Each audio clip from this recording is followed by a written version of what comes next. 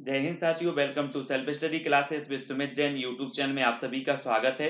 दोस्तों, आपकी हिंदी साहित्य की जो निरंतर क्लासें चल रही थी, लाइव क्लासें, उसी क्लासों में आज हमने फिर से स्टार्ट किया है टॉप 1000 प्रश्नों की ये हमारी सीरीज है, जिसमें से ये हमारा पार्ट फर्स्ट है। ठीक है, हर वीडियो में हम 45 प्रश्नों पर डिस्कस करेंगे, बहुत ही महत्वपूर्ण प्रश्न होंगे।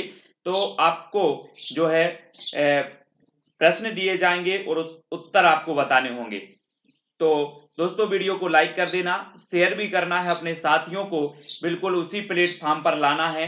रात्रि 9 बजे आपकी रोज एक वीडियो मिलेगी आपको हिंदी साहित्य की। ठीक है, तो जुड़े रहना है, वीडियो को लाइक करना है, शेयर करना है। स्टार्ट होने वाला आज का ये वीडियो, तो फटाफट तैयार रहें प्रश्नों के उत्तर बताने के लिए। आपका पहला प्रश्न है कि भारतीय आर्य भाषा परिवार की भाषाओं का मूल स्रोत कौन सी भाषा है? तो कौन सी भाषा है? हिंदी, वैदिक संस्कृत, मराठी या फिर लौकिक संस्कृत? जल्दी से उत्तर बताना है आपको, 5 सेकंड दिए जाएंगे केवल। तब आपका बिल्कुल सही आंसर क्या हो जाएगा दोस्तों? भारतीय आर्य भाषा परिवार की भाषाओं का मूल स्रोत कौन सी भाषा मानी जाती है? तो वो मानी जाती है वैदिक संस्कृत, यानी कि जो विकल्प नंबर आपका वी है वो यहां पर राइट आंसर हो जाएगा। ठीक है, अगला क्वेश्चन है तमिल, तेलुगु, कन्नड़ और मलयालम भाषाएं किस भाषा परिवार से संबंध हैं? तो भारतीय आर्य भाषा परिवार से, भारत यूरोपीय परिवार से, द्रविड़ परिवार से या आधुनिक भारतीय आर्य भाषा परिवार से? तमिल, तेलुगु, कन्नड़ और मलयालम भाषाएं किस भाषा परिवार से संबंधित है? प्रश्न क्रमांक 2 का आंसर।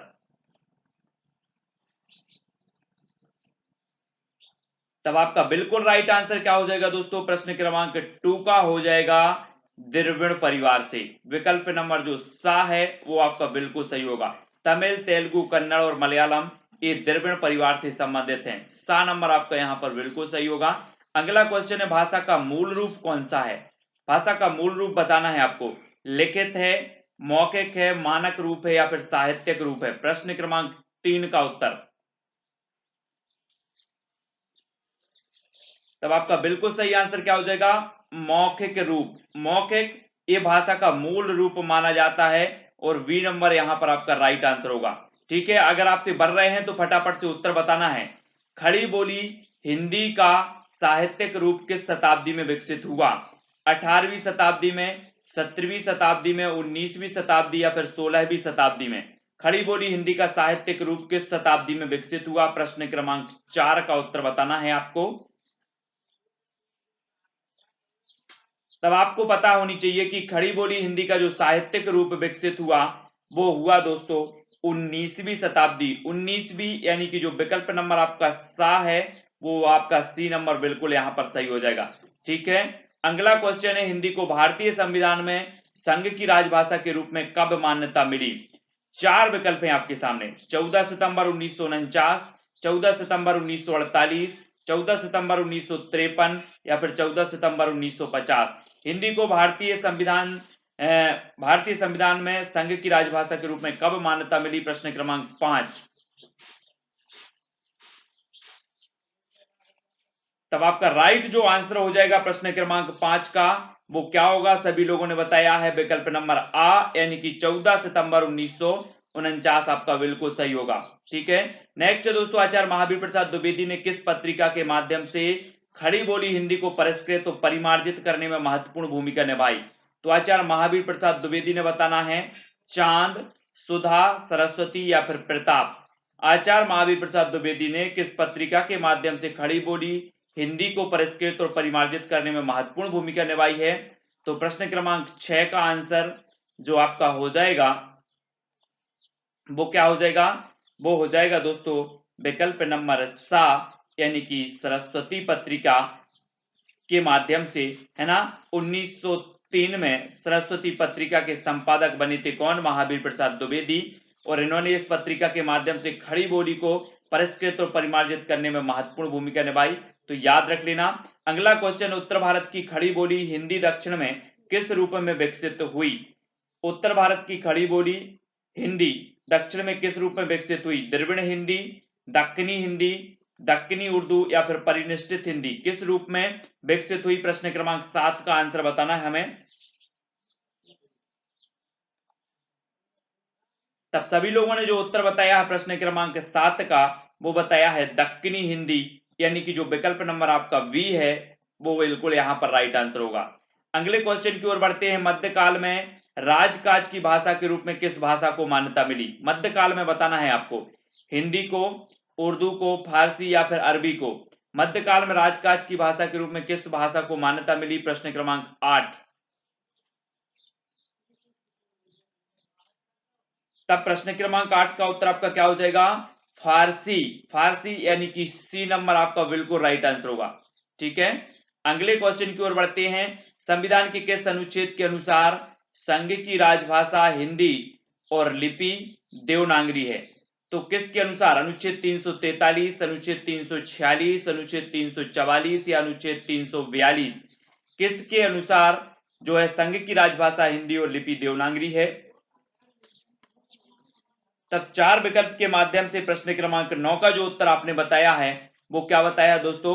विकल्प नंबर ए, यानी कि अनुच्छेद 343 के तहत। अगला क्वेश्चन देख लेते हैं। अगला जो अपना क्वेश्चन है कि ब्रजभाषा और अवधि किस काल की काव्य भाषाएं थी? तो किस काल की थी? प्राचीन, मध्यकाल, आधुनिक काल या फिर वैदिक काल की? ब्रजभाषा और अवधि एक किस काल की काव्य भाषाएं मानी जाती हैं? प्रश्न क्रमांक 10।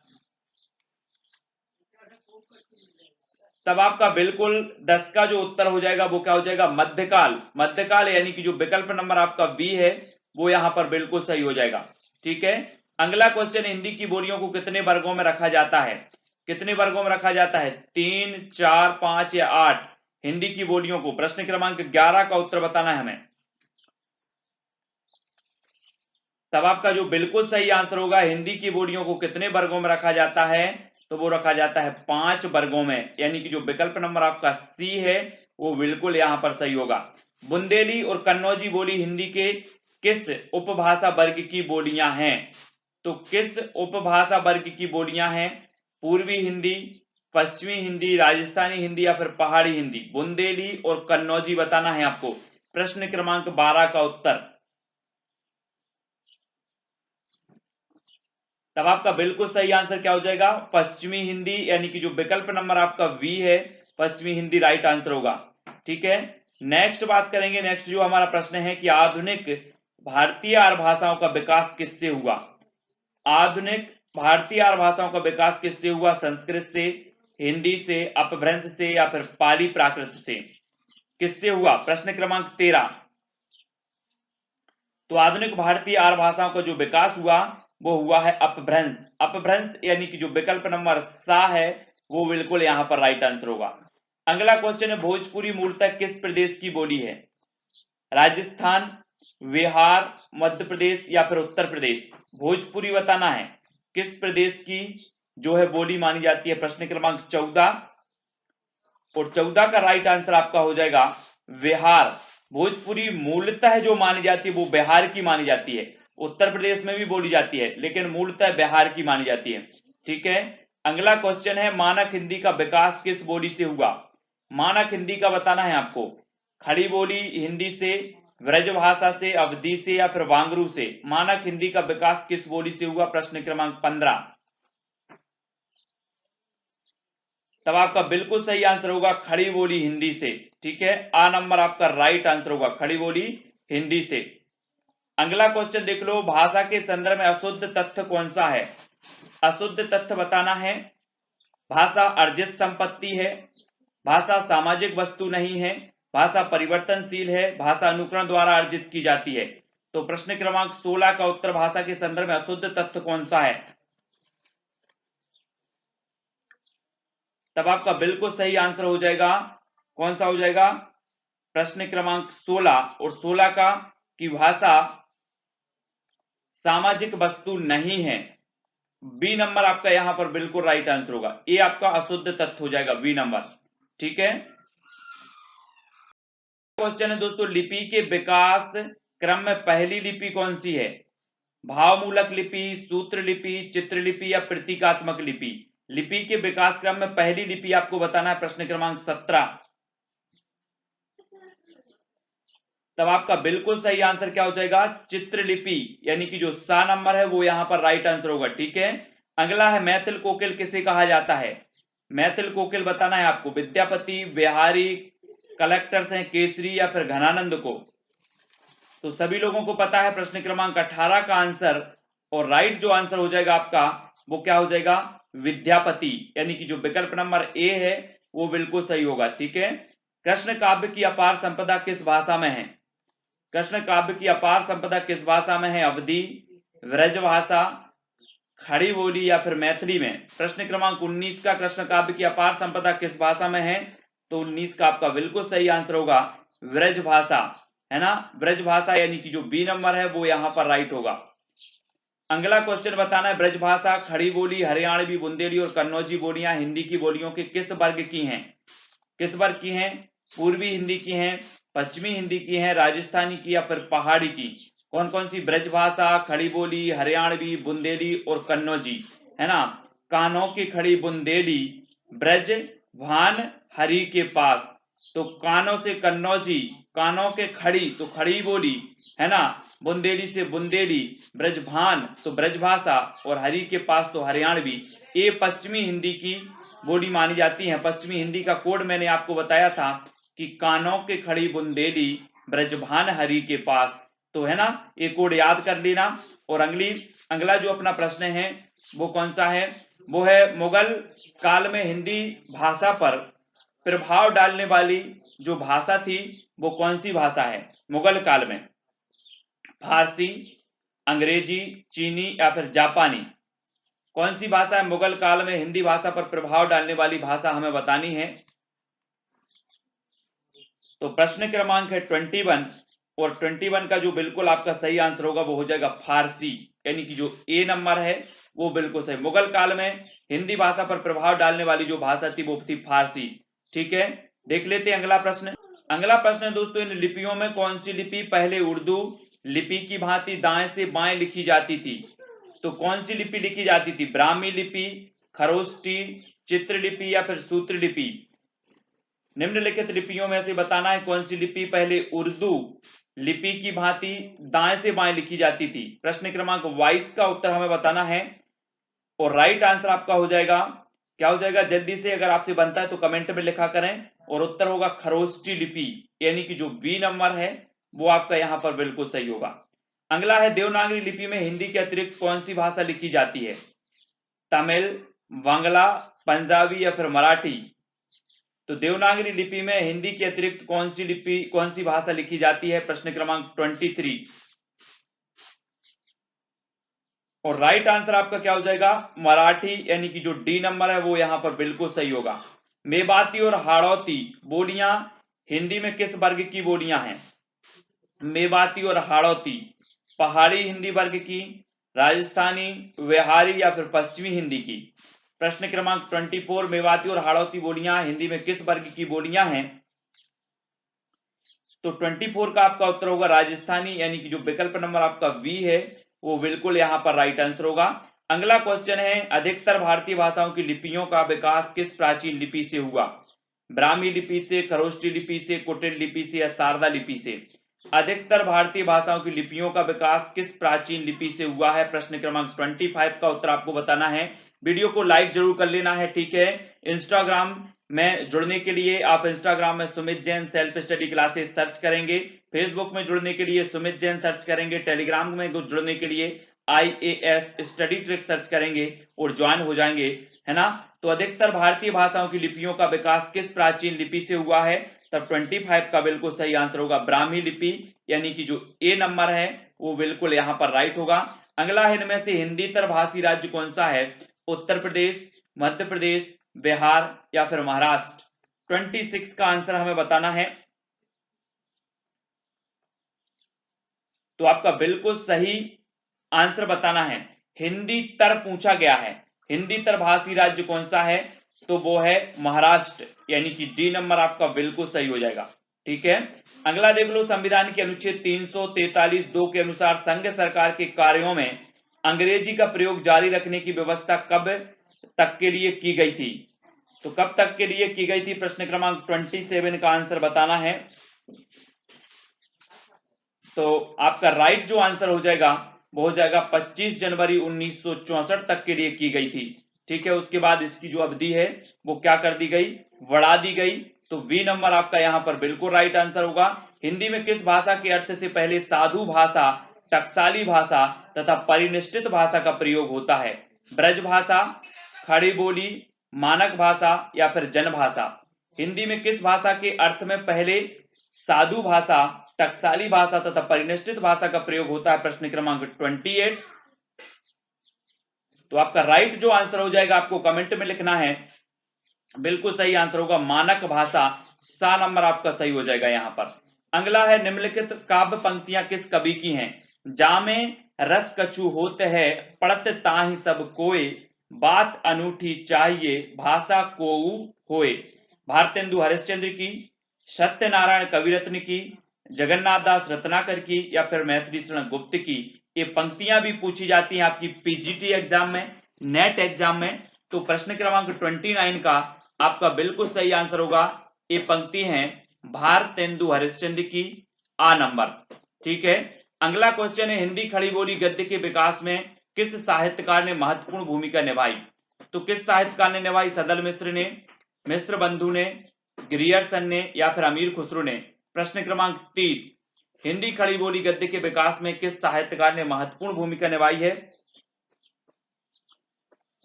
तब आपका बिल्कुल सही आंसर होगा किसने? सदल मिश्र, यानी कि जो आ नंबर है वो बिल्कुल सही हो जाएगा।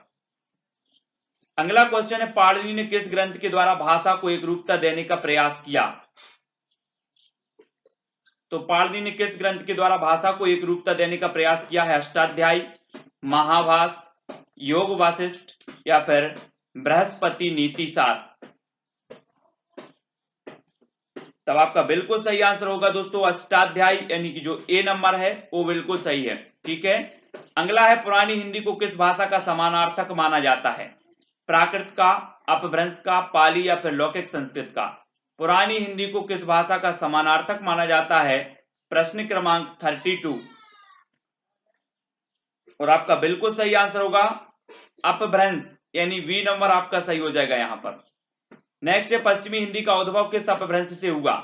स्वर सैनी से, मागधी से, अर्धमागधी या फिर पैसाची से? पश्चिमी हिंदी का उद्भव किस अपभ्रंश से हुआ है? तब आपका बिल्कुल सही आंसर क्या हो जाएगा? प्रश्न क्रमांक 33 का आंसर, और आपने बताया है स्वर सैनी अपभ्रंश, यानी कि जो ए नंबर है वो बिल्कुल राइट होगा। नेक्स्ट पूर्वी हिंदी की बोलियां अपभ्रंश के किस रूप से विकसित हुई? मागधी से, अर्धमागधी से, स्वर सैनी से या फिर पैसाची से? पूर्वी हिंदी की बोलियां अपभ्रंश के किस रूप से विकसित हुई हैं? प्रश्न क्रमांक 34। और आपका बिल्कुल सही आंसर क्या होगा? अर्धमागधी, यानी कि जो विकल्प नंबर आपका बी है वो बिल्कुल सही होगा। ठीक है। अगला क्वेश्चन देख लेते, भाषा विज्ञान के किस खंड में पद से वाक्य बनाने की प्रक्रिया का वर्णनात्मक, तुलनात्मक तथा ऐतिहासिक दृष्टि से अध्ययन होता है? तो पद विज्ञान, ध्वनि विज्ञान, वाक्य विज्ञान या फिर अर्थ विज्ञान? भाषा विज्ञान की किस खंड में बताना है आपको? 35 का आंसर। और आपका बिल्कुल राइट आंसर क्या होगा? उत्तर हो जाएगा दोस्तों वाक्य विज्ञान, यानी कि जो सा नंबर है वो बिल्कुल सही होगा। नेक्स्ट पाली प्राकृत भाषाएं किससे विकसित हुई? लौकिक संस्कृत से, पुरानी हिंदी से, सौर सैनी से या वैदिक संस्कृत से? पाली प्राकृत भाषाएं किससे विकसित हुई हैं? तो आपका 36 का आंसर हो जाएगा वैदिक संस्कृत, यानी कि जो दा नंबर है वो बिल्कुल सही हो जाएगा। अगला क्वेश्चन है भाषा के संदर्भ में महात्मा गांधी ने किसका समर्थन किया? किसका समर्थन किया? हिंदी का, हिंदुस्तानी का, हिंदुई का या फिर उर्दू का? भाषा के संदर्भ में महात्मा गांधी ने किसका समर्थन किया? प्रश्न क्रमांक 37 और 37 का आपका बिल्कुल सही आंसर होगा किसका समर्थन किया? तो आपका बिल्कुल सही आंसर है हिंदुस्तानी, यानी कि जो विकल्प नंबर आपका बी है वो यहां पर सही हो जाएगा, प्रश्न क्रमांक 37 का। ठीक है। अगला क्वेश्चन, खड़ी बोली का दूसरा नाम क्या है? कन्नौजी, कोरबी, बघेली या फिर मगही? खड़ी बोली का दूसरा नाम बताना, प्रश्न क्रमांक 38। तो बिल्कुल सही आंसर क्या होगा? खड़ी बोली का जो दूसरा नाम है वो है कोरबी, यानी कि जो बी नंबर है वो बिल्कुल सही हो जाएगा। नेक्स्ट है अवधी बोली का केंद्र स्थान क्या है? अवधी बोली का केंद्र स्थान बताना है, वस्ती है, वाराणसी है, या फिर बहराइच, या फिर अयोध्या। अवधी बोली का केंद्र स्थान बताना है, प्रश्न क्रमांक 39। तो आपका बिल्कुल सही आंसर क्या हो जाएगा, अयोध्या, यानी कि जो दा नंबर है वो बिल्कुल सही होगा। खड़ी बोली का प्रयोग साहित्यिक हिंदी खड़ी बोली के अर्थ के अतिरिक्त किस अर्थ में होता है? शुद्ध के अर्थ में, दिल्ली मेरठ के आसपास की लोक बोली के अर्थ में, लोक साहित्य की भाषा के अर्थ में, लोक गीतों की भाषा के अर्थ में। तो खड़ी बोली का प्रयोग साहित्यिक हिंदी खड़ी बोली के अर्थ के अतिरिक्त किस अर्थ में होता है? प्रश्न क्रमांक 40। तो बिल्कुल सही आंसर होगा शुद्ध के अर्थ में, आ नंबर। प्रश्न क्रमांक 40 का उत्तर बताना है, तो बा नंबर, दिल्ली मेरठ के आसपास की लोक बोली के अर्थ में होता है। ठीक है, अर्थ के अतिरिक्त बताना है, खड़ी बोली के अर्थ के अतिरिक्त किस में होता है? तो ये होता है दिल्ली मेरठ के आसपास की लोक बोली के अर्थ में, बा नंबर। ठीक है, अगला है अपभ्रंश को पुरानी हिंदी कहने वाला प्रथम लेखक कौन था? पुरानी हिंदी, चंद्रधर शर्मा गुलेरी, रामचंद्र शुक्ल, जॉर्ज ग्रियर्सन, या शिवसेन सेंगर। 41 का आंसर यहां पर बताना है। अपभ्रंश को पुरानी हिंदी कहने वाला जो प्रथम लेखक था वो कौन था? तो वो था चंद्रधर शर्मा गुलेरी, यानी कि जो आ नंबर है वो बिल्कुल सही हो जाएगा यहां पर। नेक्स्ट है दोस्तों, अपभ्रंश के प्रथम महाकवि कौन थे? 42 का आंसर। तो राइट आंसर आपका क्या होगा? अपभ्रंश के प्रथम महाकवि माने जाते हैं स्वयंभू, यानी कि जो बी नंबर है वो बिल्कुल सही हो जाएगा यहां पर। अगला है राजभाषा अधिनियम कब पारित किया गया? 1963, 61, 64 या फिर 62? तब आपका बिल्कुल सही आंसर होगा 1963, आ नंबर। ठीक है, नेक्स्ट दोस्तों, राजभाषा अधिनियम में संशोधन कब हुआ? 44 का आंसर बताना है यहां पर। तब आपका बिल्कुल सही आंसर होगा 1967 में। ठीक है, राजभाषा अधिनियम में संशोधन हुआ 1967। नेक्स्ट है, सन 1955 में राष्ट्रपति ने जिस राजभाषा आयोग की नियुक्ति की उसमें कितने सदस्य थे? 5, 11, 21 या फिर 7? 45 का आंसर बताना है।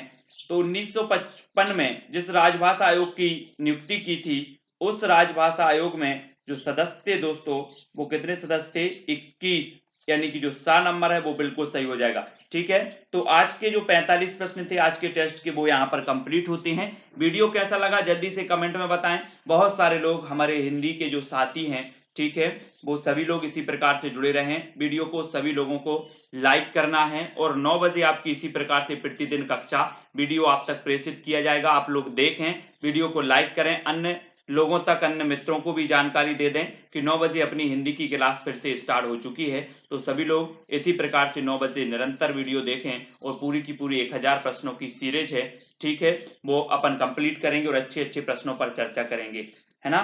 वीडियो को लाइक और शेयर अवश्य करें दोस्तों, वीडियो को शेयर करें। आज के वीडियो के लिए बस इतना ही। जय हिंद।